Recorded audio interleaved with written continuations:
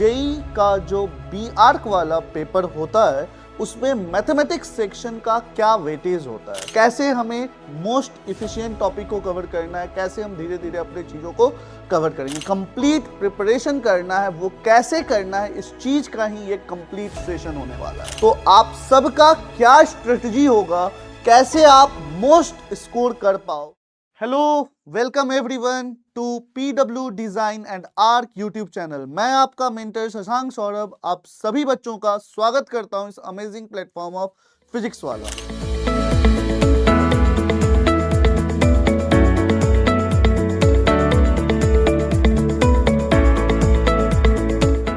आज एक बहुत ही इंपॉर्टेंट टॉपिक के साथ मैं आप सबके सामने हूं। ये टॉपिक है हमारा कि जेई का जो बी आर्क वाला पेपर होता है उसमें मैथमेटिक्स सेक्शन का क्या वेटेज होता है, मैथमेटिक्स सेक्शन में क्या सबसे इंपॉर्टेंट पार्ट होता है और किस टॉपिक का सबसे ज़्यादा क्वेश्चन आने का चांस होता है, कैसे हमें मोस्ट इफिशिएंट टॉपिक को कवर करना है, कैसे हम धीरे धीरे अपने चीज़ों को कवर करेंगे। तो आज जो हमारा सेशन है ये B Arch JEE maths paper 2 के ही बारे में है और इन डिटेल हम प्रॉपर एनालिसिस करने जा रहे हैं कि हमारा क्या स्ट्रेटजी होगा for B Arch mathematics paper 2। तो चलिए अपने सेशन को शुरू करते हैं।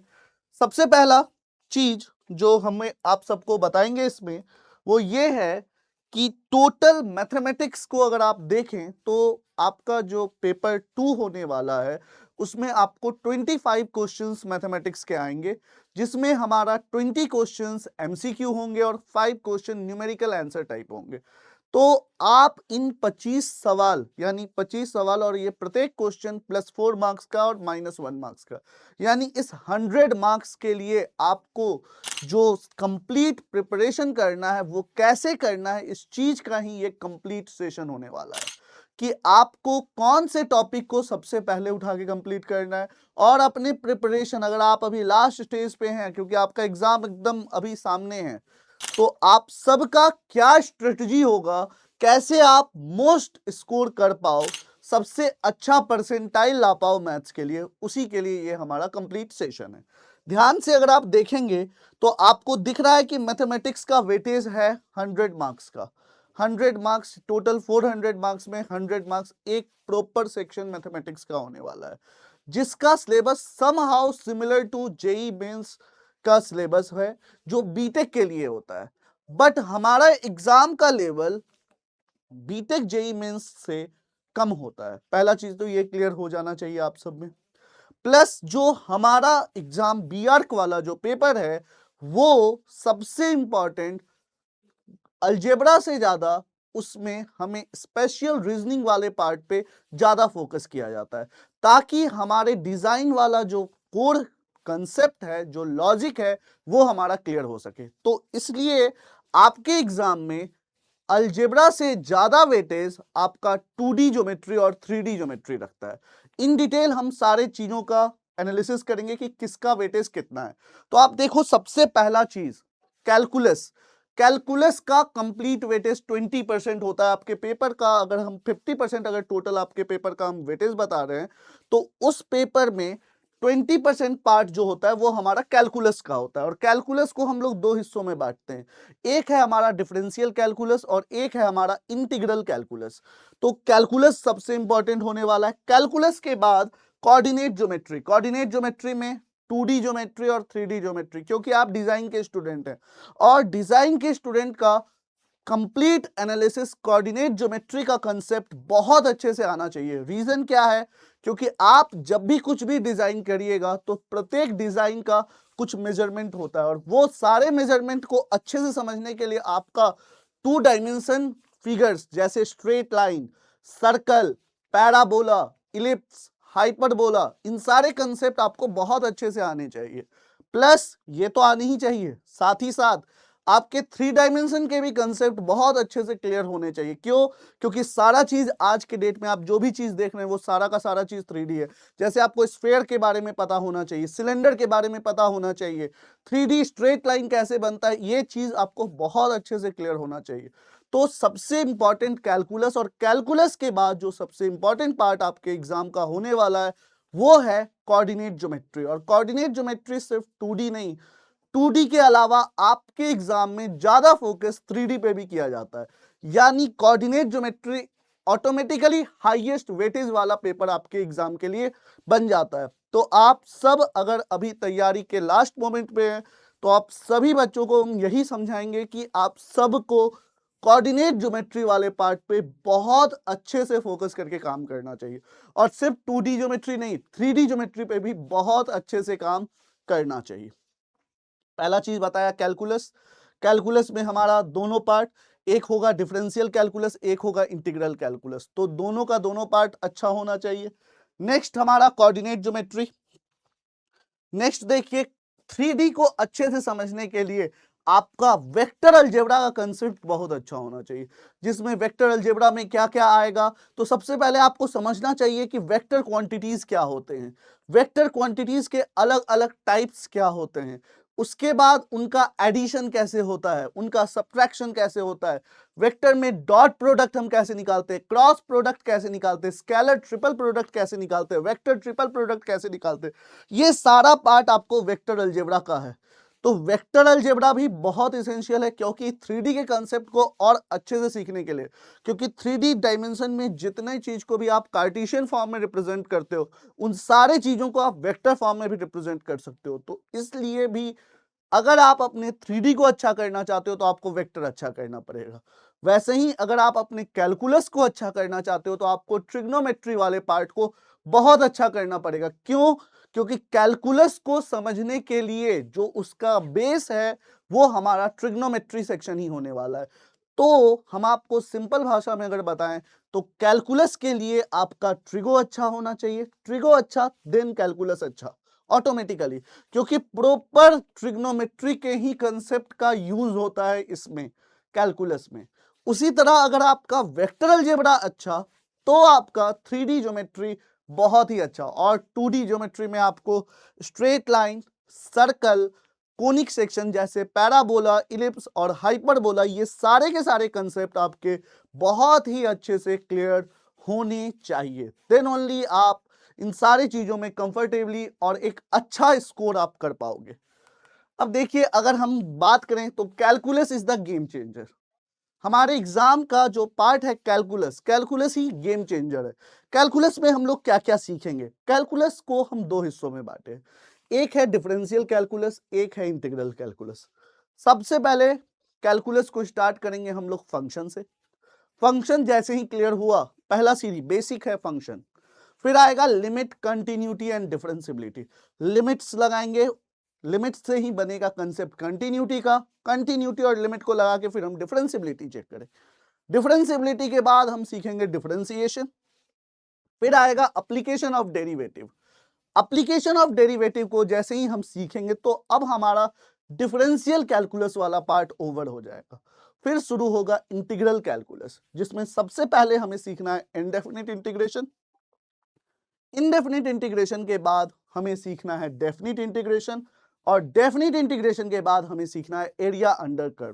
तो जैसे ही हमारा कैलकुलस क्या होगा, तो calculus is called the game changer. Calculus ही कहलाता है गेम चेंजर। कैलकुलस हमारा क्या है? Game changer. तो कभी भी सबसे अच्छा जो होना चाहिए, आपका जो स्ट्रॉन्ग पार्ट, जो आपका स्ट्रेंथ वाला पार्ट होना चाहिए, वो कैलकुलस, क्योंकि कैलकुलस से ऑप्शन वाले क्वेश्चंस भी बनते हैं और साथ ही साथ एनईटी में ज्यादा सवाल कैलकुलस पार्ट से ही आता है, तो इसका वेटेज इसलिए सबसे ज्यादा हो जाता है।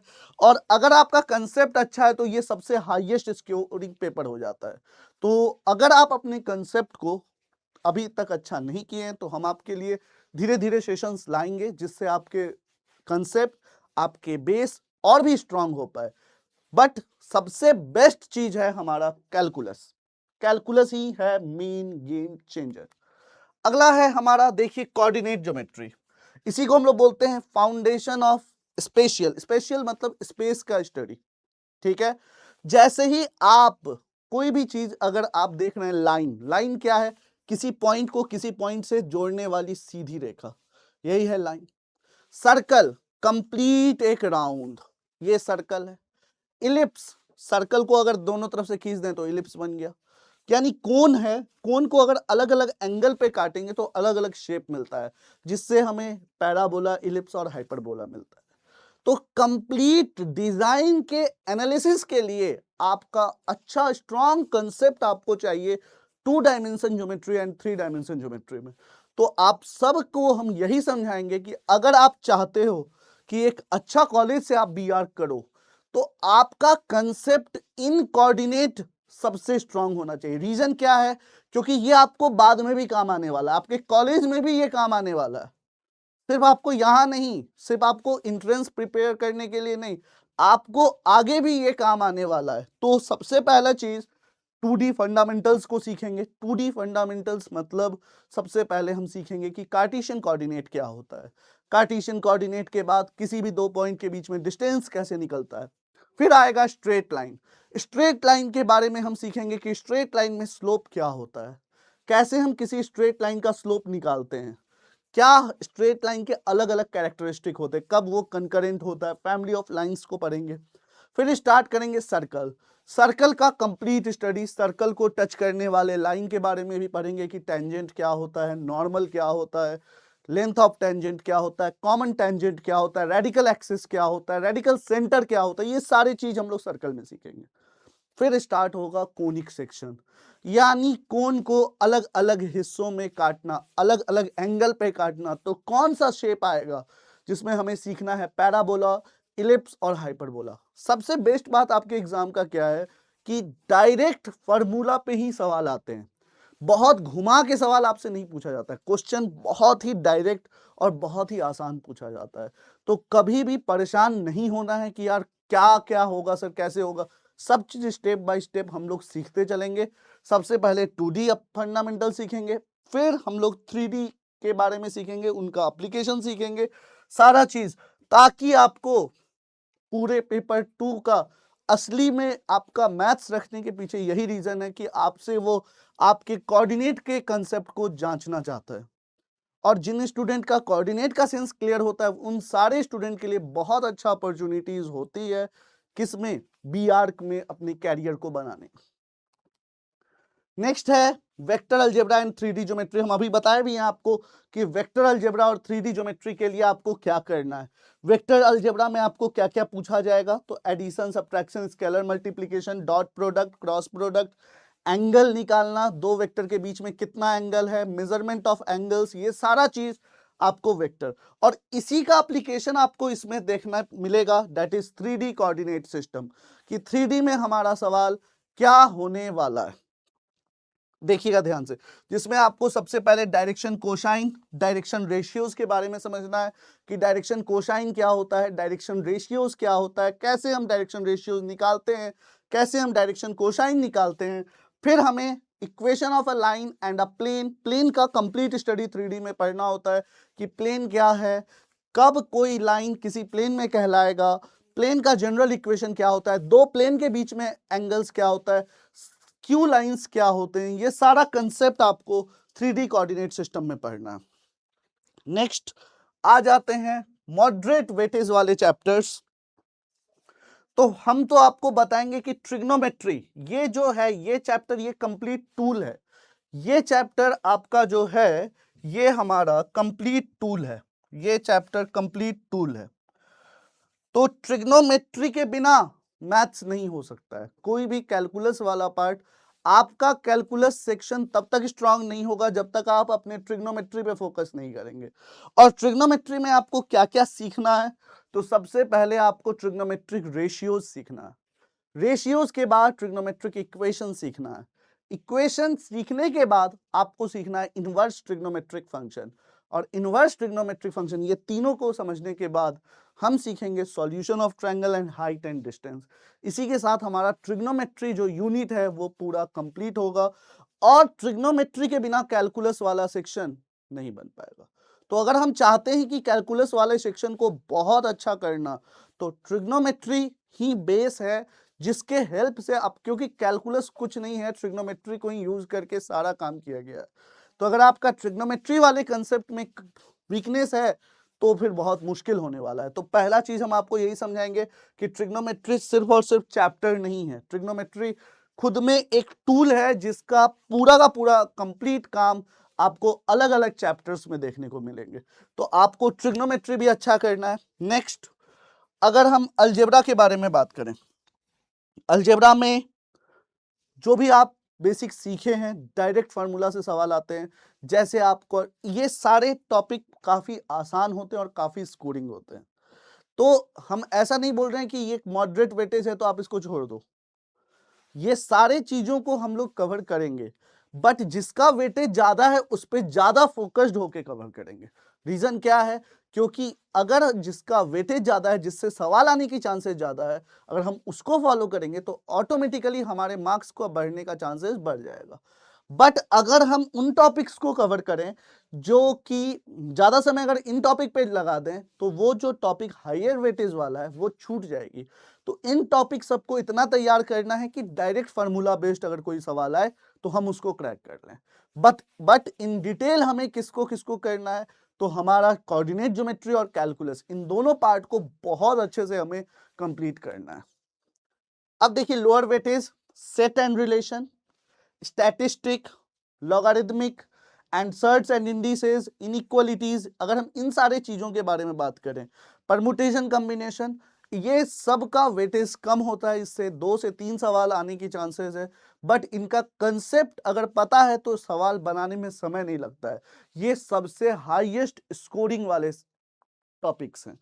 तो हम आपको यही देखिए, don't skip this entirely, they can provide easy marks if time permits during the revision.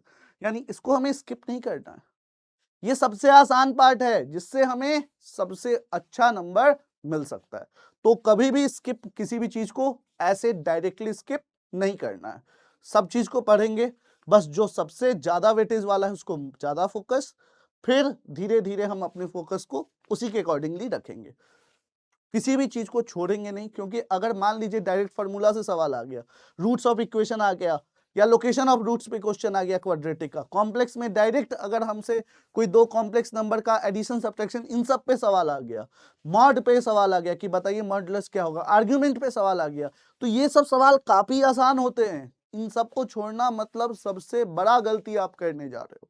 तो इन किसी चीज को हमें छोड़ना नहीं है।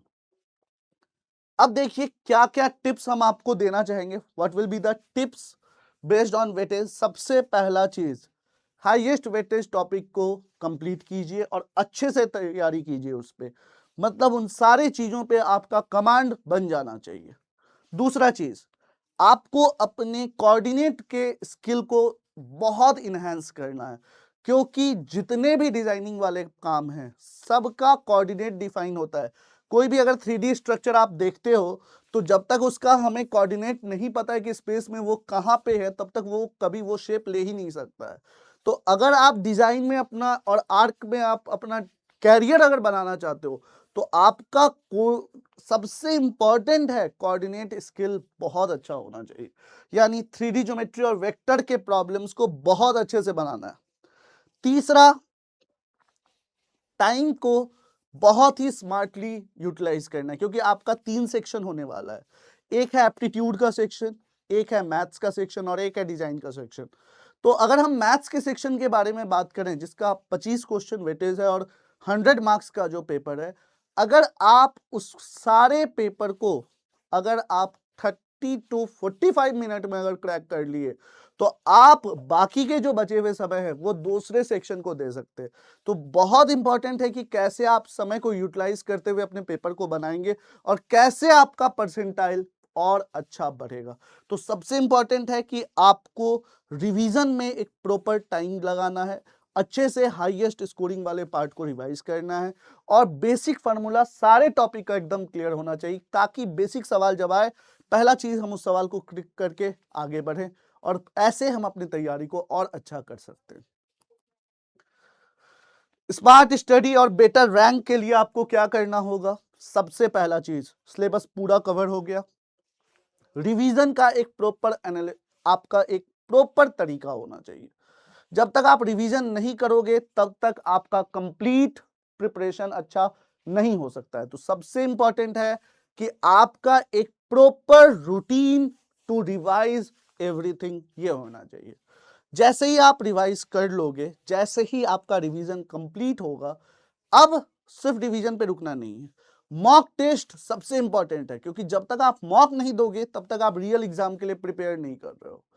जो स्टूडेंट भी, अगर हम तो इतना ही समझते हैं कि अगर आप बिना मॉक का एग्जाम देने डायरेक्ट बैठ रहे हो तो आप रिस्क है, अब आपके सिलेक्शन का चांस काफी कम है कंपेयर टू वो स्टूडेंट जो कम से कम 10 मार्क, 20 मार्क, 30 मार्क दे दिए हैं। तो रिवीजन करने का सबसे अच्छा तरीका है, पहले तो टॉपिक कवर कीजिए, उसका शॉर्ट नोट्स बनाइए, शॉर्ट नोट्स बनाने के बाद प्रत्येक का टॉपिक वाइज टेस्ट लगाइए, टॉपिक वाइज टेस्ट लगाने के बाद जो रियल एग्जाम होने वाला है उस टाइप के मॉक टेस्ट लगाइए, और कम से कम 10 से 20 मॉक टेस्ट लगाना ही है। इससे आप बहुत ही अच्छा परसेंटाइल सिक्योर कर सकते हैं आने वाले एग्जाम में या अप्रैल वाले एग्जाम में। तो बहुत इंपॉर्टेंट है कि आप अपनी स्ट्रेटजी को कैसे रखते हो। जो स्टूडेंट भी रिवाइज नहीं कर रहे हैं, हम उन सारे बच्चों को यही बोलेंगे कि आपका रिजल्ट आने का चांस बहुत ही कम है। तो रिवीजन सबसे इंपॉर्टेंट है। नेक्स्ट रिवीजन के क्या स्ट्रेटजी होना चाहिए, शॉर्ट नोट्स बनाइए, मॉक टेस्ट लगाइए, इन सारे से आपका रिवीजन बहुत अच्छे तरीका से हो सकता है।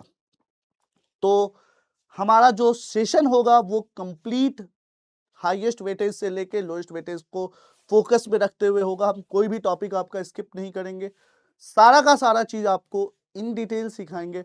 बस आपको अच्छे से सीखना होगा और अपने तरफ से 100% एफर्ट डालना होगा, देन ओनली ये विन विन सिचुएशन होगा। इसी के साथ हम अपने सेशन को आज कंक्लूड करते हैं। होप आप सबको क्लियर हुआ होगा कि मैथ्स वाले सेक्शन का क्या वेटेज होगा और क्या स्ट्रेटजी आपका होना चाहिए to secure a very good percentile in upcoming JEE Mains B Arc Section 2 paper. Thank you very much.